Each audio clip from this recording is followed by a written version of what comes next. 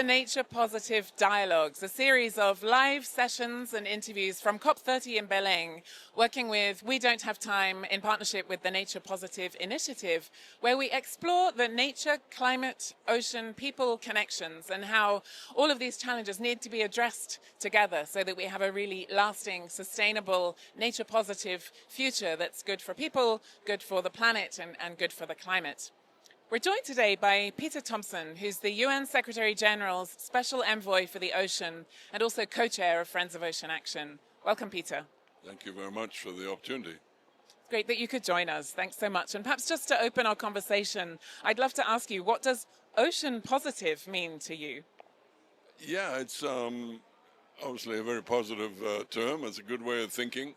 We read about the nature positive, and then we, of course, were keen to see that transferred across ocean positive as well. Here in Belém, I think we're very focused on forests, but we should not forget the fact that Brazil has one of the longest coastlines in the world and has a great treasure trove of coral out there as well. So, as we all know, the threats to coral reefs are daunting. And what's coming off the land into the sea is a big part of the problem. That and, of course, burning of fossil fuels. If the ocean has one message, it is stop burning fossil fuels.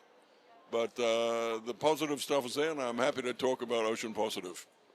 That sounds great. Thank you so much. And here we are at COP30 in Belém, where we're hearing quite a lot about this, I think, super inspiring concept of mutirão, which is a Brazilian indigenous concept of seeking collective solutions to common problems. And we've seen a lot of that in action over the last year for ocean action. Could you perhaps speak to some of the amazing progress that we've seen in the ocean space over the last month since the UN Ocean Conference? Yeah, I think one of the interesting things is that it's now become part of the international dialogue, mutirão. I think we've been talking about it, you and I, back in Friends of Ocean Action days, that nobody can do this on their own. And it's one of the reasons why Friends of Ocean Action brings in private sector, public sector, science. It brings in government representatives and NGOs and all sorts. So the view there, of course, is that we have to bring everything together, that no one sector can do this on its own. And so mutirão has always been part of our thinking. But if you take that down to national and local levels, which I think is where most of the work gets done, especially on the adaptation side, again, it's mutirão is what we need. I come from a rural development background in Fiji, and I know that as hard as we worked to do things like build seawalls and so on, we couldn't do it without sponsors supplying us with the cement and the rebar and things. We just didn't have those resources. So, there's a lot that philanthropy can do. There's a lot that the private sector can do to help local communities. And I hope all around the world that is now happening in that spirit of mutirão.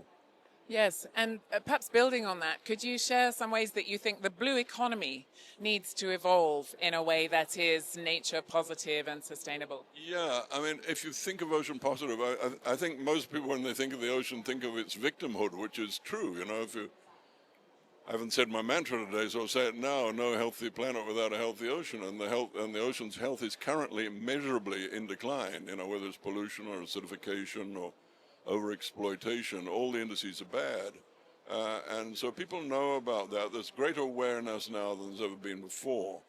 But how do you balance that with the positive element? Well, one of the things that's very clear to me is that the third UN Ocean Conference, which was held in Nice, co-hosted by France and Costa Rica, that a huge momentum came out of that.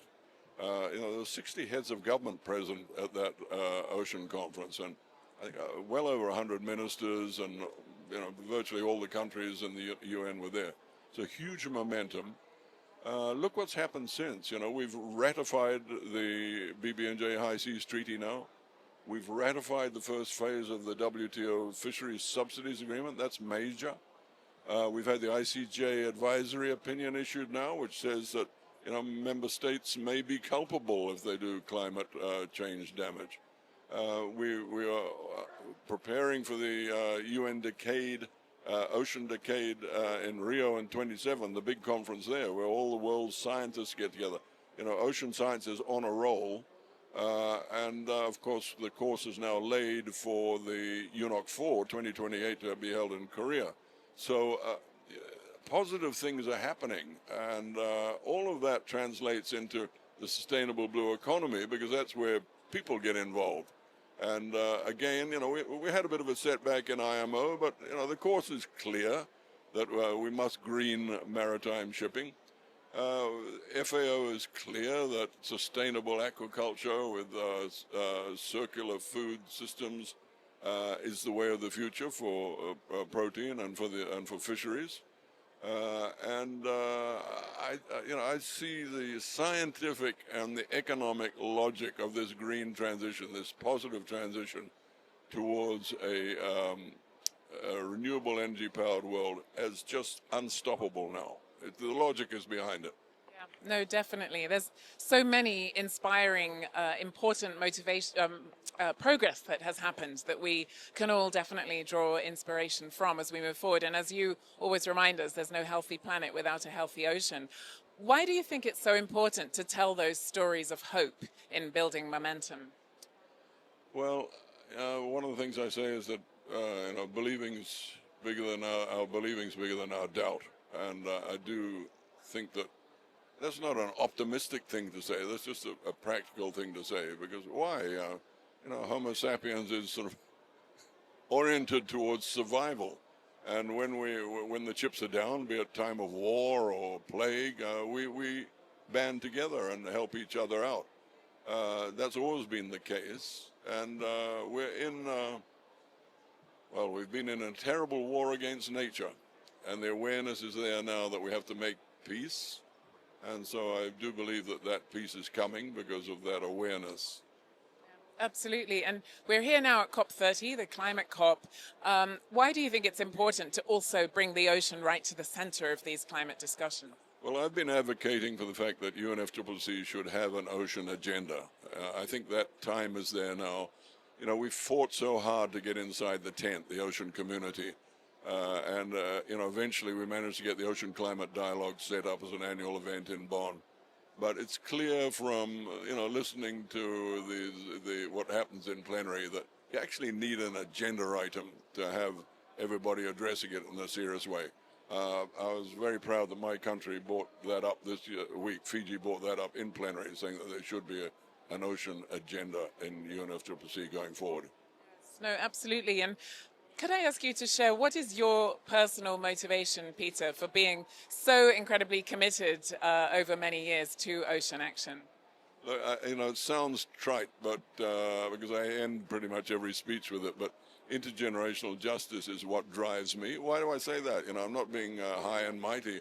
I have 4 beautiful granddaughters, and I look at the young one who lives with me, a 5-year-old, and I think that, what a 3-degree world would mean for her life, her life, not something way off in the future, her actual life. And what a 2-degree world would mean as well. And I just find that unbearable. So I think that all of us, if we are parents or grandparents, or indeed if we just care about the continuity of the ability to live in a relationship on this planet with nature, which is one of joy and wonder, which we have experienced. If we want that to continue, then we have to do everything we can now, because every slight degree of improvement that we can make is going to be less suffering for them in the future. So as I always say, Tambusoro, Fijian expression, you've heard me say it many times, means no surrender. And as I've already said, our believing is bigger than our doubt. So let's get on with it. That's fantastic. Thanks so much, Peter. Very inspiring and definitely puts things in perspective. Thank you for joining us. Peter Thomson, UN Secretary General's Special Envoy for the Ocean. And we look forward to our next discussions as part of the Nature Positive Dialogues. Thank you.